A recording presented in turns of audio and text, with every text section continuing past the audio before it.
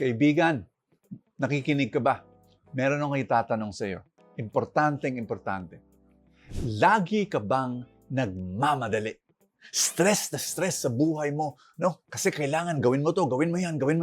Kaibigan, normal lang yan sa mga siguro ilang yugto ng buhay mo. Naalala ko, nangyari yan nung bago akong kinasal. Meron kaming baby. Ay nako, kulang tulog ko kasi nagigising yung baby, umaga. Hindi, 3 in the morning. Ha? Pero 6 o'clock, kailangan bumangon na ako para magtrabaho, whether that be ministry o yung mga maliliit kong negosyo na pumapalpak naman yung mga negosyo ko. Kaya try again. Ay naku, ang hirap nun. Pero sinasabi ko sa misis ko nun, nung hirap na hirap kami at lagi kami stress at kulang sa tulog, sinasabi ko, matatapos rin to. Ha? Sa Ingles, this too will pass. Ha?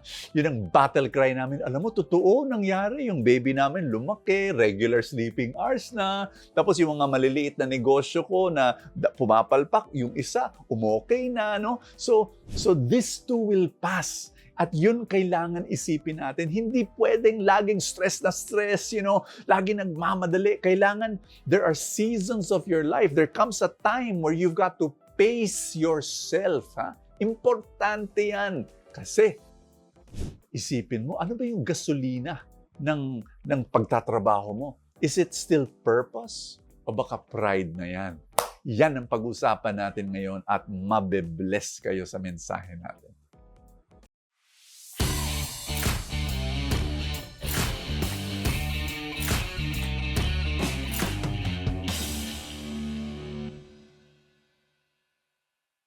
May kwento ako sa inyo. Merong isang napaka-successful na negosyante. Marathoner rin. Oo, Ironman rin. Tapos, laging nasa gym. Ang fit na fit.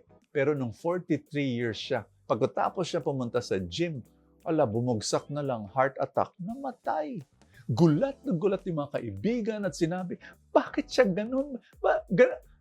Ang fit na fit. Sinabi ng doktor, hindi siya fit. Akala nyo lang fit. Pero stress na stress ang buhay. High stress, araw-araw dahil sa negosyo. Tapos mag-exercise, kaya lang kulang sa tulog. 4 na oras lang every night ang tulog niya. He did not pace himself. Kaibigan, importante yun. Very, very important. Alam mo, meron pa akong isang kwento sa inyo. I met somebody, isang negosyante rin, successful rin, selling industrial machines. No? Yung negosyo niya, dahil successful siya, alam mo, pinalaki niya. Tapos ang bilis ng expansion. Paano? Nangutang ng pera. Lumaki, parang lobo. Pinapanood ko siya, kasi kakilala ko Nabi ko, naku, delikado to. Alam ko parang, ang dasal ko na lang, sana magtagumpay siya. Pero very risky kasi ang bilis talaga ng alam mo, after 3 years, implode.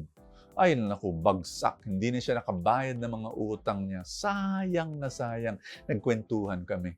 Tapos sa kwentuhan namin, siya mismo nagsabi, umiral yung yabang ko.